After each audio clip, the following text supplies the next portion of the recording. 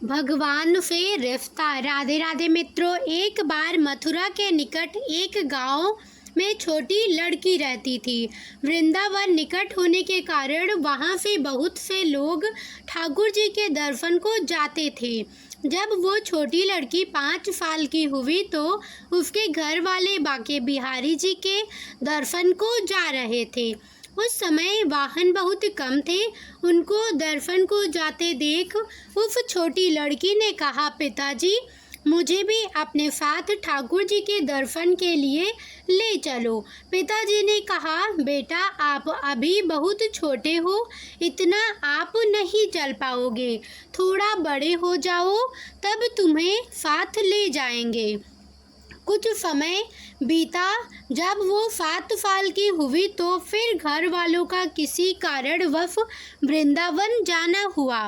फिर उस बच्ची ने कहा, पिताजी अब मुझे भी साथ ले चलो ठाकुर जी के दर्शन के लिए, लेकिन किसी कारणवश वो उसको ना ले जा सके।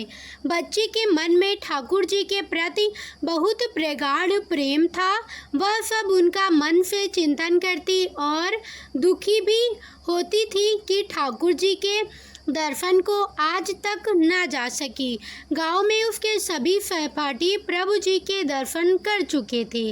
जब वो सब ठाकुर जी के मंदिर और उनके स्वरूप का वर्णन करते तो इस बच्ची के मन में ठाकुर जी के दर्शन की ललक और भी बढ़ जाती। समय अपने पंख लगाकर बढ़ता गया। कहीं अवसर मिल जाने पर शायद उसके भाग्य में ठाकुर जी के दर्शन नहीं लिखे थे।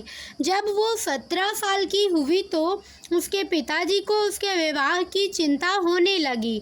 उसका विवाह तय हो गया। संयोग कहो कि उसका ठाकुर जी के प्रति प्रेम के कारण उसका विवाह वृंदावन के सबसे पास वाले गांव में हो गया।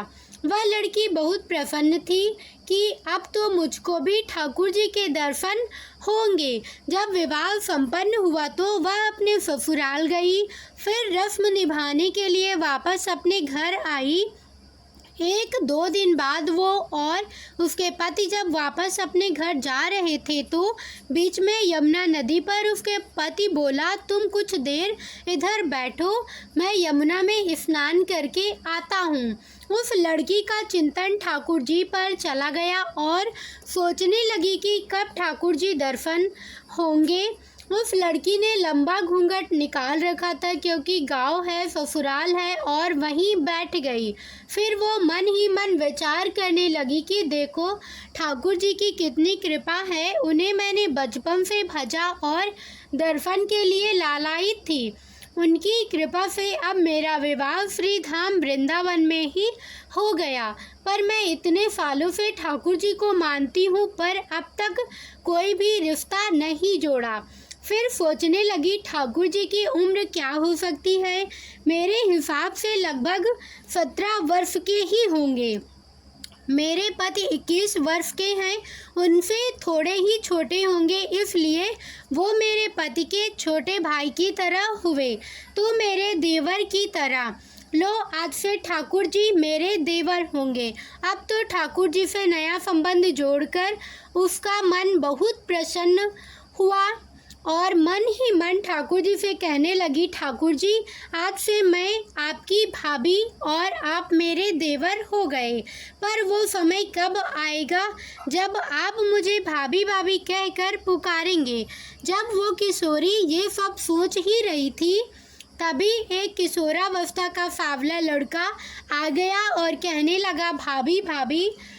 उस लड़की ने अचानक अपने भाव से बाहर आई और सोचने लगी कि वृंदावन में नई हूँ, ये भाभी कहकर कौन पुकार रहा है। वो नई थी इसलिए घूंघट उठाकर भी नहीं देखा कि गांव के किसी बड़े बूढ़े ने देख लिया तो बड़ी बदनामी होगी। जब वह बालक बार बार कहता पर उत्तर ना देती, बालक उसके और पास आया और कहा, भाभी नेक अपना चेहरा तो दिखाई दे।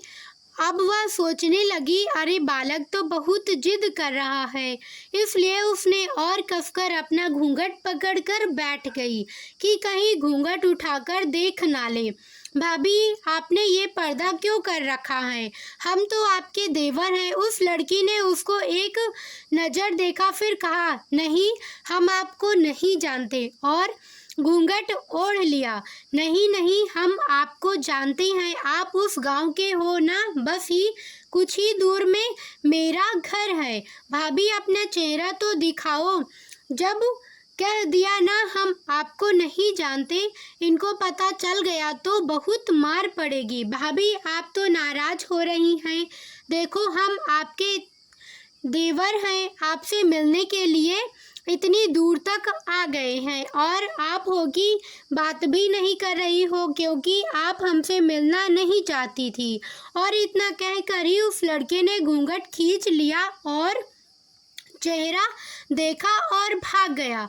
थोड़ी देर में उसका पति भी आ गया। उसने अपने पति को सब बात कही। पति बोला, चिंता मत करो, वृंदावन बहुत बड़ा नहीं, थोड़े ही है। कभी भी किसी गली में मिल गया तो हड्डी पसली एक कर दूंगा, फिर कभी भी ऐसा नहीं कर सकेगा।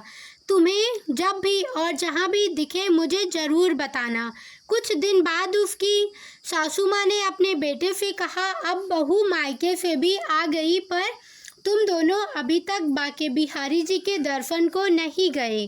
कल तुम जाकर बहू को ठाकुर जी के दर्शन कराकर लाना। अगले दिन पति पत्नी ठाकुर जी के दर्शन के लिए मंदिर जाते हैं। मंदिर में बहुत भीड़ थी। लड़का कहने लगा, देखो, तुम स्त्रियों के साथ जाकर आगे दर्शन करो, मैं आता हूँ। जब वो आगे गई पर घूंघट नहीं उठाती। उसको डर लगता कोई बड़ा बूढ़ा देखेगा तो क्या कहेगा। जब वो कि नई बहू घूंघट के बिना ही घूम रही है। बहुत देर हो गई तो पीछे से पति ने आकर कहा, अरे बावली, ठाकुर जी सामने है, घूंघट नाई खोलेगी तो प्रभु जी के दर्शन कैसे करेगी। अब उसने अपना घूंघट उठाया और जो बाके बिहारी जी की ओर देखा तो बाके बिहारी जी की जगह वो ही बालक दिखा तो वह चिल्लाने लगी, ओ जी, जल्दी आओ आओ। पति जल्दी से भागा भागा आया और बोला, क्या हुआ?